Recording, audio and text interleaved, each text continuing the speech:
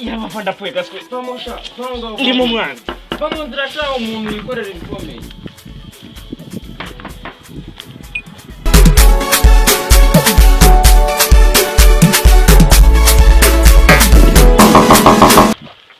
Ngo mwana wa. Kuri hano n'amahoro. Amahoro musaza. Amahoro samana uri kwekanira. Umusaza badutegetse gukora siporo z'umwaka ubumeze nabi cyane. None ukwigora nyine kutarwara imivuduko y'amaraso urabizi ko izengereje igihugu rwose. Muze amahoro rwose. Fije chokora. N'amahoro umusaza. Oya pe. Ntabwo ari amahoro. N'amahoro.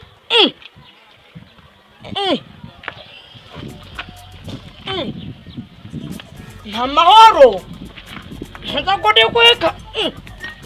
Ntabwo ari amahoro. N'amahoro. Ariye se. Ariye. Barwaye ibikiza. Bidusaba gukora imyitozo myinshi umusaza. Nyangongo, mama muri gukora siporo. Bazita budomino umusaza. Bazita budomino. Abdomen. Mana gani? Musumu ndamenyara gacha budomino. Abdomen nugukomeza ndabona uri kwikanira. Oya ntabwo ari kwikanira muze. Dabino ntako bisanzwe mwana wa.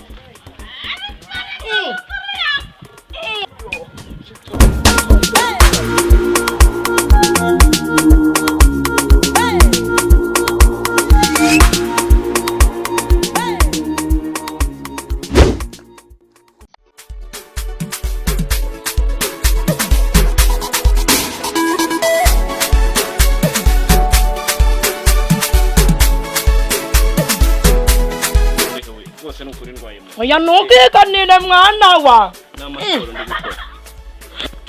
Muze ariko urebye nta kibazo giye rushaka wakigendera rwose muze.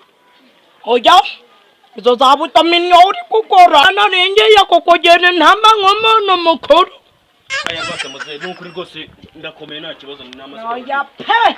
N'ukuri. Hasi papa. Ko mama yahoza gushaka warukiri mu bikimye yayitegereje yayibuza ariko si ubwo koko. Mwana wavuyeye. Nase nagavuye mu mugi.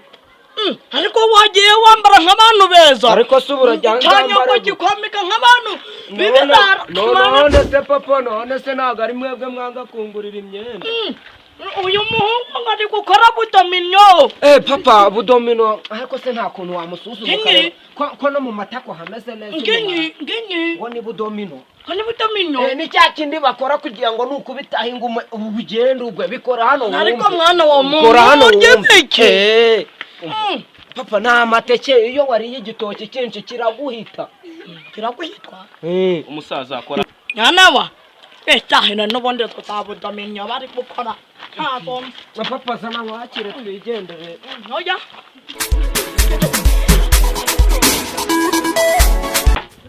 Ndimo sho.